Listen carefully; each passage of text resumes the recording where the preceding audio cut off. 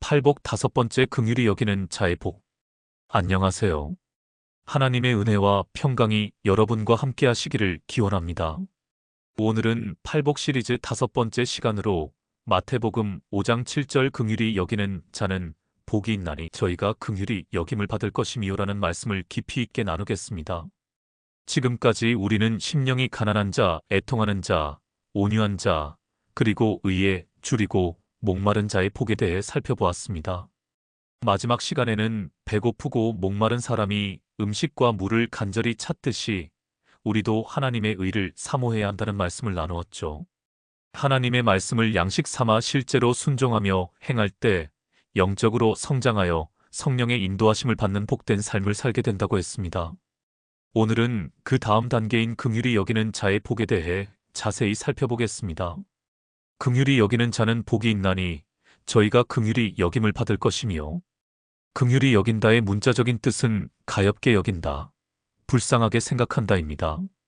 하지만 성경에서 말씀하시는 긍휼은 단순한 동정심이나 연민과는 차원이 다릅니다. 우리가 흔히 생각하는 동정심은 감정적이고 일시적인 경우가 많습니다. 길거리에서 거지를 보면 순간적으로 불쌍한 마음이 들어 동전 몇 개를 던져주는 것 같은 것이죠. 하지만 하나님께서 말씀하시는 긍휼은 그보다 훨씬 깊고 지속적이며 행동을 동반하는 사랑입니다.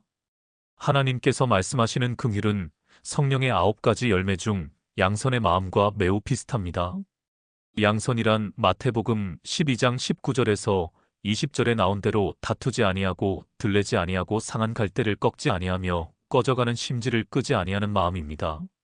상한 갈대를 꺾지 않는다는 것은 무엇을 의미할까요? 갈대는 본래 바람에 흔들리는 연약한 식물입니다. 더구나 상한 갈대는 거의 부러질 정도로 약해진 상태이죠. 이것을 영적으로 해석하면 아무리 악한 사람이라 해도 아직 양심이 완전히 화인 맞지 않고 구원받을 가능성이 조금이라도 남아있다면 그에 대해 참고 기다리는 것을 말합니다. 꺼져가는 심지를 끄지 않는다는 것은 무엇일까요? 심지에 기름이 떨어져서 거의 꺼져가는 등불을 보면 조금만 바람이 불어도 완전히 꺼질 것 같습니다. 이것은 성령 받은 하나님의 자녀들이 진리대로 살지 못한다 해서 즉시 그를 포기하거나 버리지 않는 것을 의미합니다. 어찌하든 성령으로 깨우치고 진리 가운데 변화될 수 있도록 끝까지 인내하며 인도하시는 것이 주님의 마음이죠. 성령의 열매 중 양선의 열매가 맺혀서 실제 행함으로 나타나는 것, 그리고 거기에 필요할 때는 사랑의 징계까지 더해지는 것이 바로 성경에서 말하는 긍휼입니다. 긍휼에는 여러 종류가 있는데 첫 번째는 용서의 긍휼입니다. 이러한 주님의 마음을 이루어 누가 여러분에게 악을 행해도 이해하고 용서하며 바른 길로 인도할 수 있는 것이 바로 긍휼입니다.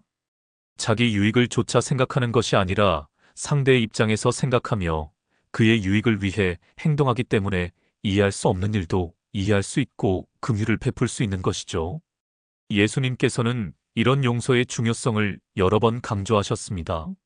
마태복음 18장에서 베드로가 예수님께 주여 형제가 내게 죄를 범하면 몇 번이나 용서하여 주리이까? 7번까지 하오리이까? 하고 물었을 때 예수님께서는 내게 이르노니 7번뿐 아니라 70번씩 7번이라도 할지니라 하셨습니다. 이 말씀의 의미는 단순히 490번까지 용서하라는 것이 아닙니다. 몇 번인가를 헤아려서 용서하는 것이 아니라 무한히 용서하고 긍휼을 베풀어 주라는 뜻입니다. 마치 하나님께서 우리의 죄를 용서하실 때 횟수를 세지 않으시는 것처럼 말이죠. 주기도문에서도 우리가 우리에게 죄 지은 자를 사하여 준 것 같이 우리 죄를 사하여 주옵시고라고 기도하라고 가르치셨습니다.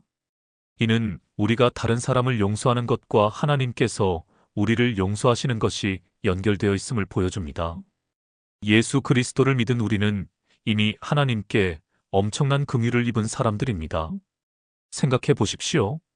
하나님께서 우리를 긍휼히 여기시고 우리의 죄를 사해 주지 않으셨다면 우리는 어떻게 되었을까요? 영원한 지옥에서 끝없는 고통을 받아야만 했을 것입니다. 그러나 독생자 예수 그리스도의 십자가 보혈을 믿음으로 값없이 용서받고 구원을 얻었습니다. 이렇게 큰 은혜를 받은 우리가 어떻게 다른 사람을 용서하지 않을 수 있겠습니까? 마태복음 18장에 나오는 1만 달란트 빚진 종의 비유를 기억해 보십시오. 왕에게 엄청난 빚을 진 종이 용서를 받았으면서도 자기에게 100데나리온 빚진 동료를 용서하지 않았습니다. 이 이야기는 바로 우리의 모습을 보여줍니다. 어떤 사람은 도무지 용서할 수 없는 악을 행하는 경우도 있습니다. 특히 믿음의 형제가 악을 행하여 큰 어려움을 당하게 할 때 세상 사람도 아니고 함께 신앙생활하는 형제가 어찌 나에게 이럴 수 있는가 하고 심히 실망하고 분노하게 됩니다. 그러나 이럴 때도 긍휼의 마음이 있다면 미워하거나 감정을 품지 않습니다. 물론 잘못된 것을 그냥 넘어가라는 것이 아닙니다. 하나님 앞에서 합당하지 않은 것은 돌이키도록 사랑으로 권면하고 그가 진리로 변화되기까지 끝까지 기도해 주어야 하는 것이죠. 두 번째는 징계의 긍휼입니다. 얼핏 생각하기에 용서와 징계는 반대되는 말 같지만 그렇지 않습니다. 징계의 긍휼은 미움이나 정죄함으로 행하는 것이 아니라 사랑으로 하는 징계이기 때문입니다.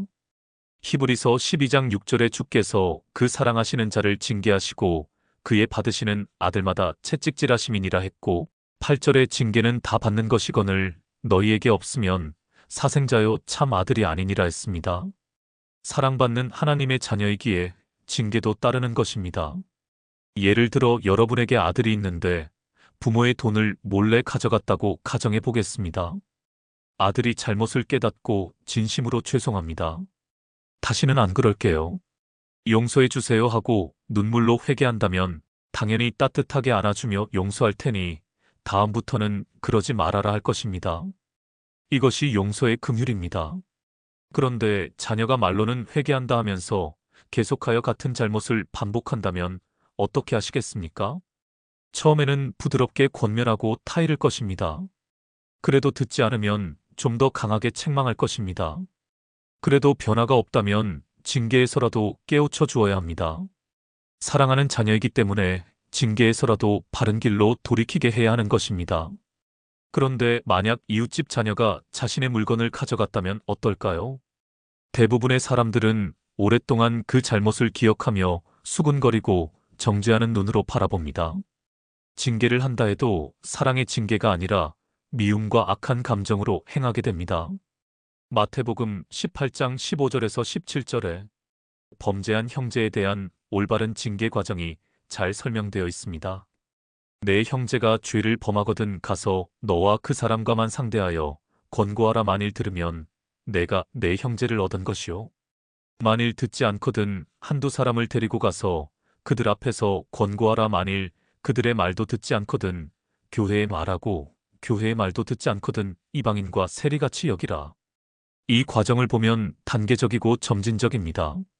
처음에는 개인적으로, 다음에는 증인과 함께, 마지막에는 공동체 전체가 나서는 것이죠. 이 모든 과정의 목적은 형제를 벌주거나 망신 주려는 것이 아니라 회개시켜 다시 공동체로 돌아오게 하려는 것입니다. 이것이 바로 징계의 긍휼입니다. 오늘날 교회에서도 이런 징계의 긍휼이 필요합니다. 잘못을 보고도 사랑이 없어서 방치하는 것도 문제이고 미움과 정죄하는 마음으로 가혹하게 대하는 것도 문제입니다. 진정한 사랑은 때로는 아픈 진실을 말해주고 바른 길로 인도하기 위해 엄격함도 불사하는 것입니다. 세 번째는 가난한 자를 긍휼히 여기고 불쌍한 자를 실제적으로 도와주는 것입니다.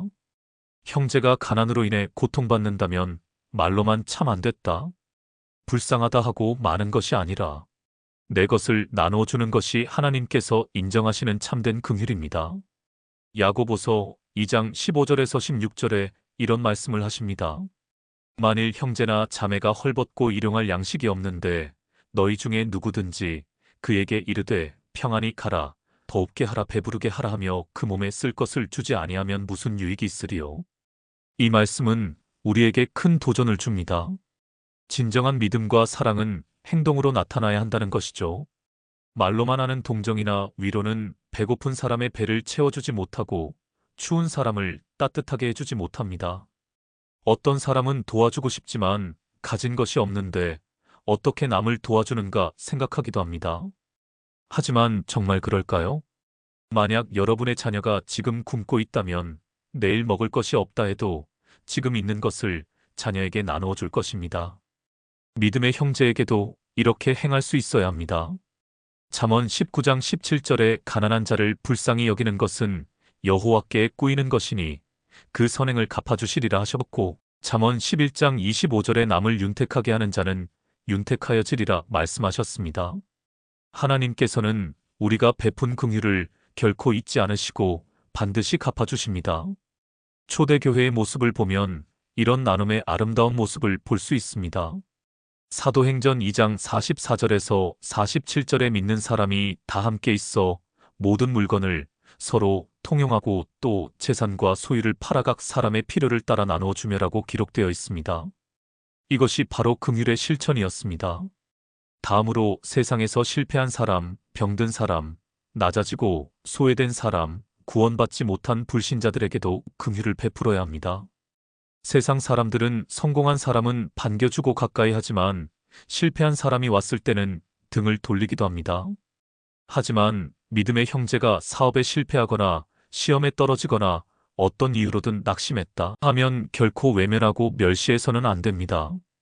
항상 따뜻한 사랑의 마음으로 맞아주고 격려해 줄 수 있어야 합니다. 병든 사람을 긍휼히 여김으로 그를 위해서 간절히 기도해 주어야 하고, 믿지 않는 사람을 긍휼히 여김으로 그들이 핍박하고 욕한다 해도 끝까지 전도해야 합니다. 그들이 진리를 몰라서 핍박하는 것이요, 그들을 긍휼히 여겨 전도하지 않으면 영원한 지옥불에 떨어질 것이니까요. 그런데 긍휼을 베풀 때 주의해야 할 점들이 있습니다. 첫째, 우리가 구제를 한다 해도 범죄함으로 하나님께 징계받아서 어려움을 겪는 사람에게는 함부로 도움을 주어서는 안 된다는 것입니다.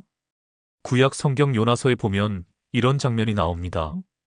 요나가 하나님의 명령을 거역하고 다시스로 도망갈 때 배를 탄 선원들이 큰 풍랑을 만나 고생하게 됩니다. 하나님의 징계로 어려움을 겪는 사람을 잘못 도우면 오히려 함께 어려움을 겪게 될 수 있다는 교훈입니다. 따라서 누군가를 도울 때는 성령의 음성을 잘 들어서 그것이 진정 하나님의 뜻인지 분별해야 합니다. 무조건적인 도움이 오히려 그 사람에게 해가 될 수도 있기 때문입니다. 둘째, 상대의 허물을 말하고 권면할 때도 조심해야 합니다. 상대가 악을 행한 것이 내 기준이나 의에 맞지 않으므로 불편한 가운데 찌르는 것을 사랑의 권면인 것처럼 포장해서는 안 됩니다. 진정한 긍휼의 권면은 상대의 입장을 이해하는 마음에서 나와야 합니다. 그를 위해 대신 죽어주기라도 할 수 있는 사랑의 마음으로 기도하며 권면해 줄 수 있어야 하는 것이죠. 요한복음 13장 34절에서 예수님께서 말씀하셨습니다.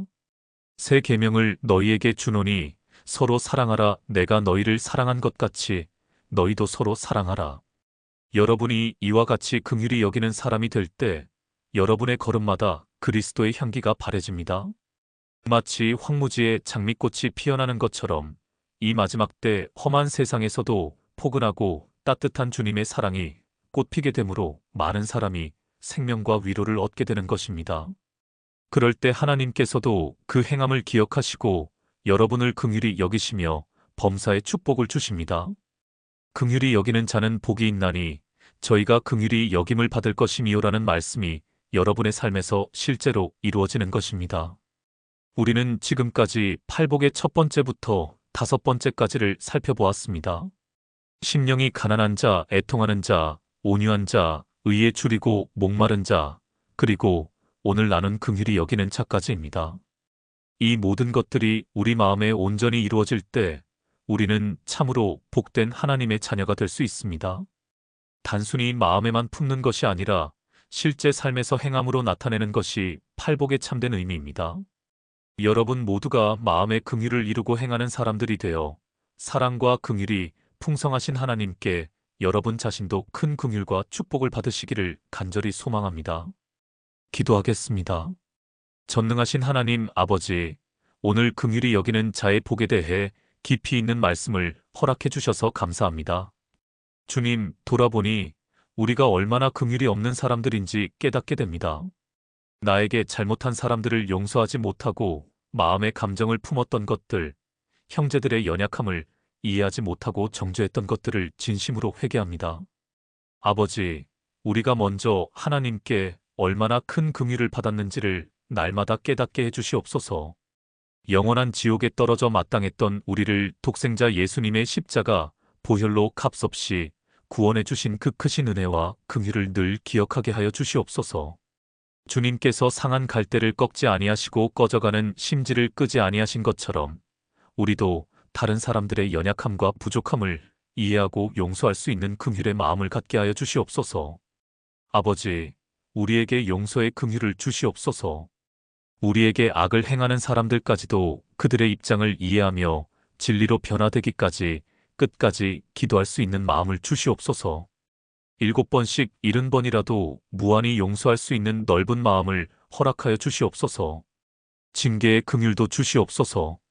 미움이나 정죄함으로가 아니라 사랑으로 형제들의 잘못을 권면하고 바른 길로 인도할 수 있게 하여 주시옵소서. 그들을 위해 대신 죽어주기라도 할 수 있는 사랑의 마음으로 기도하며 섬길 수 있게 하여 주시옵소서.